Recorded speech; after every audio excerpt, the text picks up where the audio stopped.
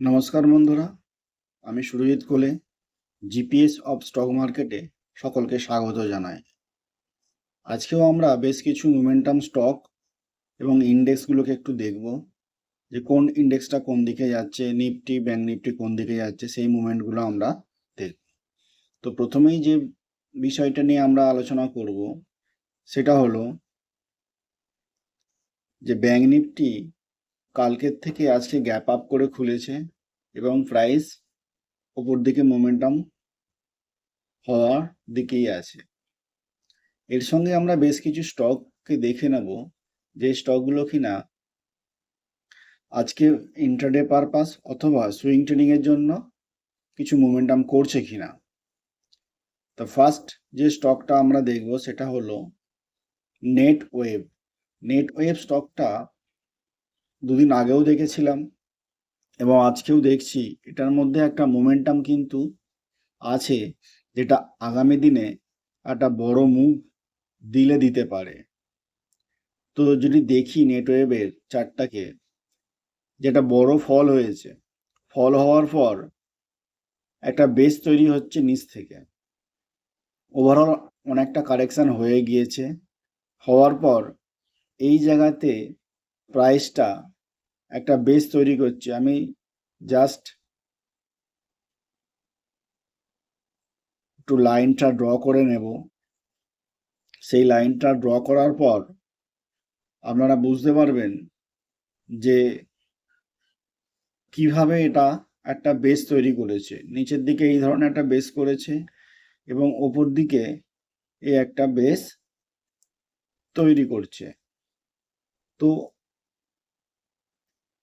আমরা এইভাবে যদি অ্যানালাইসিস করি, দেখব একটা বড় ডাউনফল আসার পর এই যে ক্যান্ডেলটা আমি করলাম, এই ক্যান্ডেলটা হচ্ছে আমার ফেভারিট ক্যান্ডেল।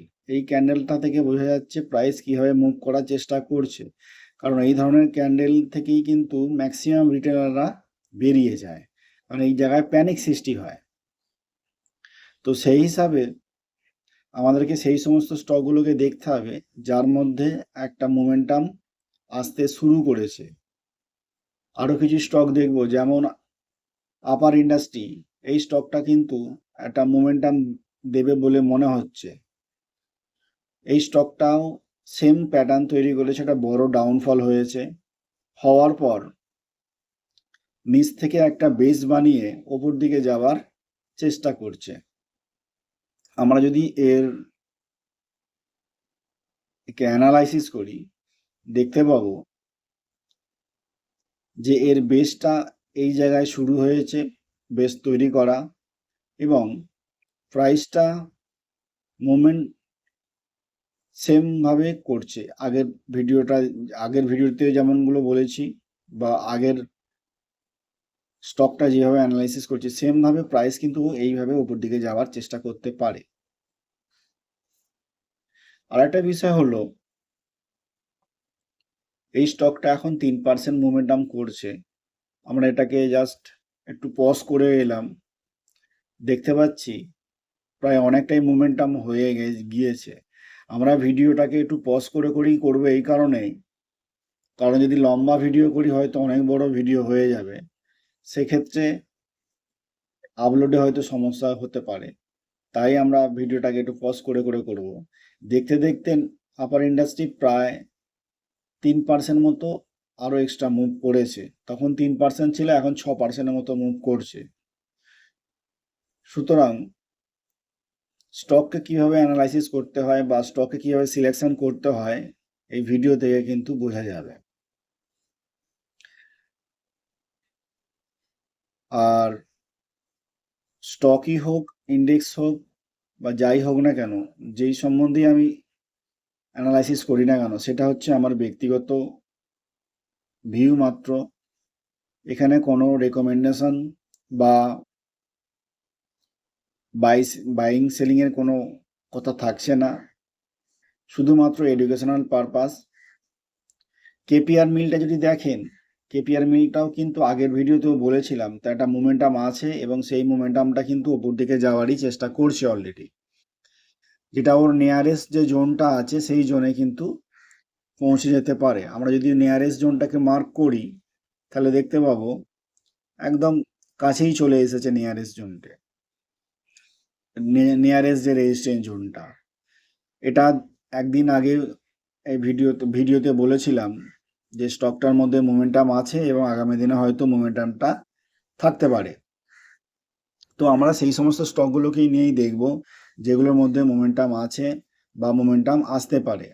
কারণ যদি মোমেন্টামটাকে ক্যাপচার করা যায় তাহলে হয়তো কিছুটা আমরা মুভ ক্যাপচার করতে পারি।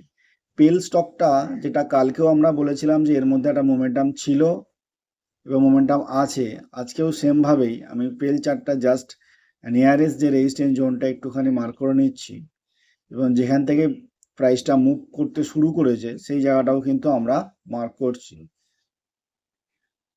সুতরাং এইভাবেই আমাদেরকে কিন্তু স্টকগুলোকে দেখবো। আমরা ভিডিওটাকে একটু পজ করে করে করছি এই কারণে যাতে ভিডিওটা লম্বা না হয়, ঠিক আছে?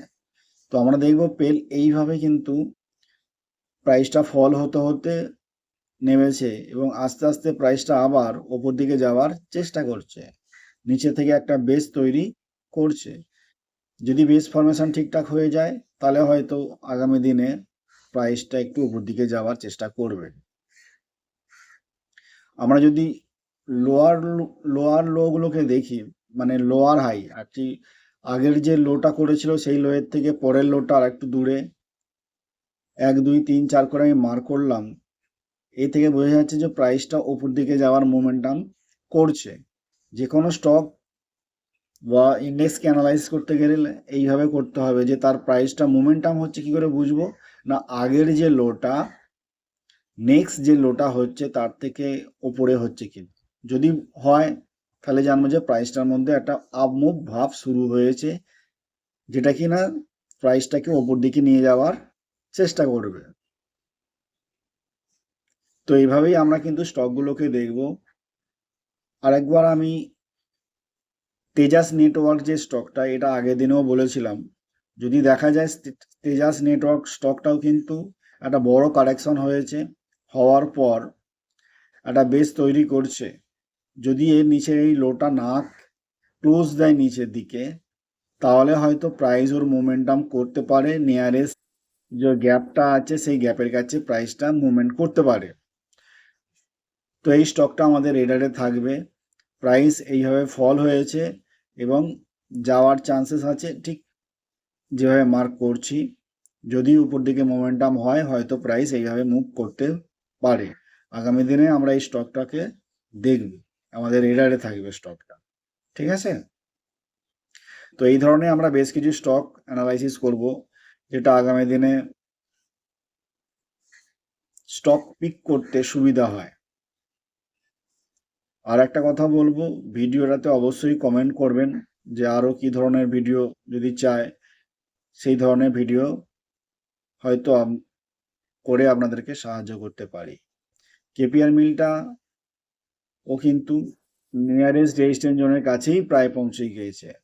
সুতরাং আমাদেরকে দেখতে হবে যে যে কোনো স্টককে অ্যানালাইসিস করি না কেন। আমি নেক্সট চলে এলাম এজিএস লজিস্টিক্স স্টকটা, কিন্তু এজিএস লজিস্টিক্স স্টকটা কিন্তু আমার কাছে খুব ভালো লাগছে এই মুহূর্তে। একটা ও সাইডওয়েজ জোন তৈরি করে আশা করি এইখান থেকে একটা বড় মুভ ওপর দিকে হওয়ার সম্ভাবনা আছে। তো আমরা এইভাবেই স্টকগুলোকে অ্যানালাইসিস করব, যে স্টকগুলো দেখে বুঝতে পারবো যে সেই স্টকের মধ্যে কোনো মোমেন্টাম আছে কিনা বা আদৌ স্টকটা মোমেন্টাম করবে কিনা। টাটা মোটর স্টকটা আগের দিনকে কথা বলেছিলাম এই আগের দিনের ভিডিওতে, যেও একটা অলরেডি মোমেন্টাম করছে, আজকে প্রায় 3% মতো মুভ করেছে, একটা নিচ থেকেও বেস তৈরি করেছে, যেটা ও লম্বা কারেকশন হওয়ার পর আস্তে আস্তে প্রাইসটা একটা বেস তৈরি করার চেষ্টা করছে। আমি জাস্ট একটু মার্ক করে নেব যে প্রাইসটা যদি এই লেভেলের ওপরে চলে তাহলে হয়তো, আমি জাস্ট প্রাইসটা একটু মার্ক করে নেব,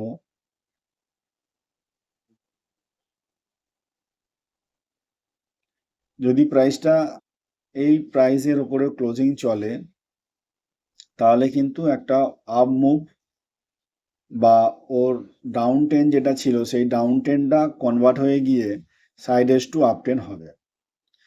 আমরা আবার চলে এলাম নিফটির চার্টে। নিফটিতে দেখব নিফটি যে জায়গায় আজ প্রাইসটা খুলেছিল সেখান থেকে কিন্তু নিচের দিকেই আসছে। আর একটা জিনিস, একটা যেটা একটা নেগেটিভ বার্তা অল ওভার জুড়ে চলছে সোশ্যাল মিডিয়াতে, সেটা হলো ইন্ডিয়া পাকিস্তানের একটা ওয়ার সিচুয়েশন তৈরি হয়েছে, যার ফলে হয়তো মার্কেটে একটা রিয়্যাক্ট করতে পারে সাডেনলি। কারণ কোনো সময় যদি একটা যুদ্ধের পরিস্থিতি তৈরি হয় সেই সময় একটা প্যানিক সৃষ্টি হয় শেয়ার মার্কেটে, যার ফলে হয়তো প্রাইসে সেই মুভমেন্ট আমরা দেখি ডাউনফলের দিকে। তো নিফটিতেও আমরা কিন্তু এই মুহূর্তে একটা নিচের দিকে ট্রেন্ড দেখছি। সেমভাবে যদি আমরা ব্যাঙ্ক নিফটির চার্টটাকেও অ্যানালাইসিস করি, আগের দিনে যে রেজিস্ট্যান্স জোনটা মার্ক করেছিলাম, প্রায় ব্যাঙ্ক নিফটি গ্যাপ আপ করে খুলে ওই জায়গা থেকেই নিচের দিকে আসা শুরু করেছে। দেখা যাক কতটা নিচে আসে। আমরা একটু লাইন মার্ক করে নেব যে প্রাইস হয়তো এই জায়গা থেকে এসে একবার সাপোর্ট নিলে নিতে পারে। তো পরে আমরা দেখবো প্রাইসটা কি ধরনের মোমেন্টাম করছে। আর ওভারঅল একটা প্যানিক সিচুয়েশন তৈরি হচ্ছে, যেটা ওভারঅল ইন্ডিয়া পাকিস্তানের ওয়ার সিচুয়েশন তৈরি করেছে, যেখান থেকে তার ইফেক্ট আমরা স্টক মার্কেটেও কিন্তু দেখতে পাই। তো দেখা যাক প্রাইস কোন দিকে কি মুভমেন্ট করে। আমরা বেশ কিছু স্টক ও ইন্ডেক্স নিয়ে আলোচনা করব, যেটা যেমন আগের ভিডিওতেও করেছি সেমভাবেই আমরা কিন্তু অ্যানালাইসিস করব, তবে ভিডিওটা পজ করে করে। ঠিক আছে, দেখুন দেখতে দেখতে আপার ইন্ডাস্ট্রিটা আরও 1% মতো মুভ করছে এবং ওর যে নিয়ারেস্ট রেজিস্ট্যান্স জোনটা মার্ক করেছিলাম ওর কাছেই প্রায় পৌঁছে গিয়েছে, যেটা আপার ইন্ডাস্ট্রি আমার আজকেই তোলা হয়েছে আমার অ্যাকাউন্টে। আমার ভালো লেগেছে আপার ইন্ডাস্ট্রি, নেটওয়েভ, এই স্টকগুলো একটা ভালো জায়গায় আছে, সেই হিসাবেই এটাকে তোলা হয়েছে। দেখা যাক সুইং ট্রেডিং পারপাসে কতটা মুভ দেয়, অথবা অনেক সময় কি হয় সুইং ট্রেডিং পারপাসে স্টকটাকে পারচেস করলাম, দেখা গেল যে ও দিনের দিনই ইন্ট্রাডেতেই প্রায় তার টার্গেটটা দিয়ে দিয়েছে বা তার প্রাইস সেই জায়গায় মুভ করেছে, তখন আমরা কি করি, হয়তো প্রফিট বুক করলেও করতে পারি। দেখতে দেখতেই কিন্তু এজিএস লজিস্টিকটা প্রায় 10 টাকা মতো মুভ হতে শুরু করে দিয়েছে। এটার মধ্যে যে নিয়ারেস্ট রেজিস্ট্যান্স জোনটা মার্ক করা আছে, হয়তো প্রাইসটা আগামী দিনে ওই জায়গাতে গেলেও যেতে পারে। এবং আমরা এইভাবেই স্টকগুলোকে অ্যানালাইসিস করব। এটা একটা বেস তৈরি করেছে প্রাইসে, আশা করি মোমেন্টাম এলে আসতে পারে। এটাও আমার পার্সোনালি নেওয়া আছে এবং এটাকে দেখব যে প্রাইসটা কত দূর পর্যন্ত মোমেন্টাম করতে পারে। তো আমরা এইভাবেই স্টক পিক করি, সুইং ট্রেডিং পারপাস স্টকগুলোকে পিক করা হয়। যদি দিনের দিনকে একটা বড় মুভ পাওয়া যায়, সেক্ষেত্রে কিন্তু অনেক সময় আমরা প্রফিট বুকিং করিয়ে থাকি।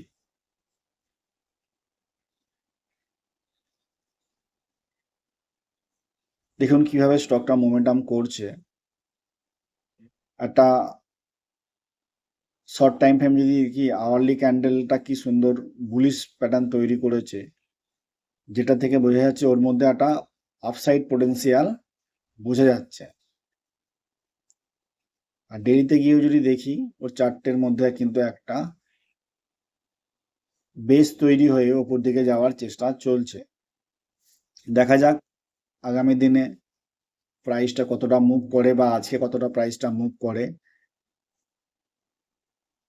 এখন 9টা 39। দেখুন দেখতে দেখতে কিন্তু আপার ইন্ডাস্ট্রিটা প্রায় আরো অনেকটা মুভমেন্ট করে দিয়েছে। যেহেতু প্রাইসে অনেকটা ফল হয়েছিল, ফল হওয়ার পর ও এইভাবে প্রাইসে মুভ হওয়ার চেষ্টা করলেও করতে পারে।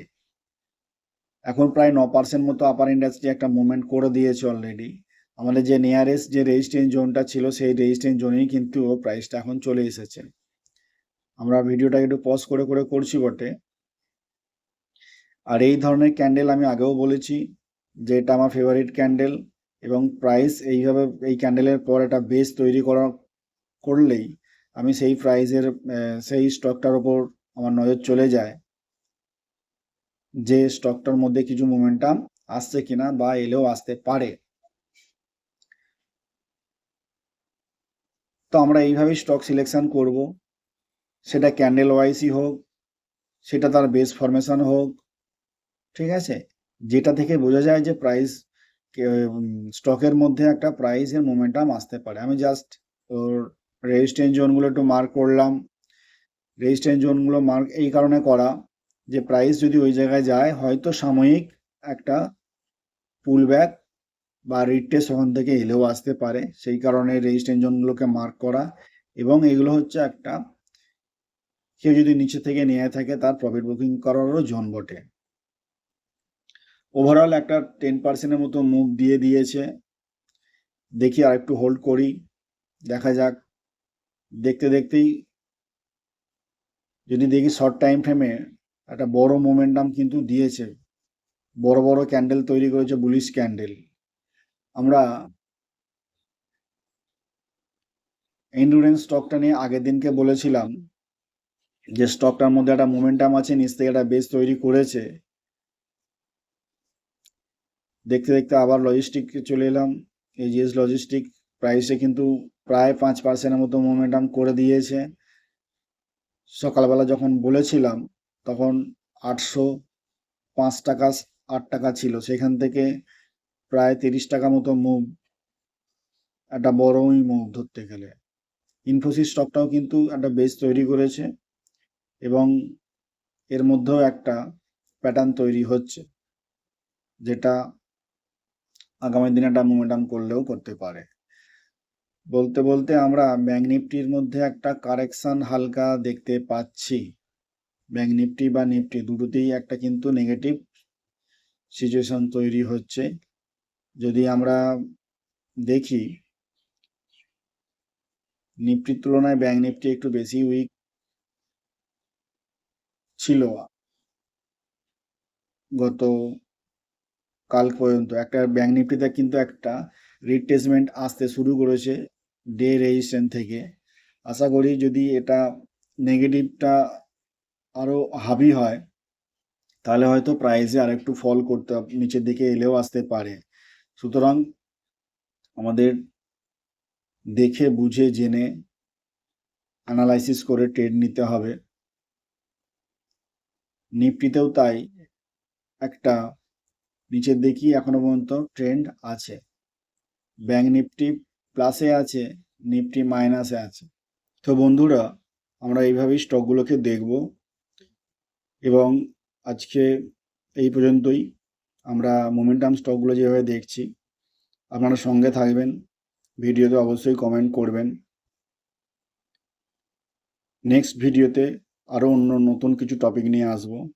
নমস্কার, সকলকে বলবো ভিডিওটা একটু লাইক করতে।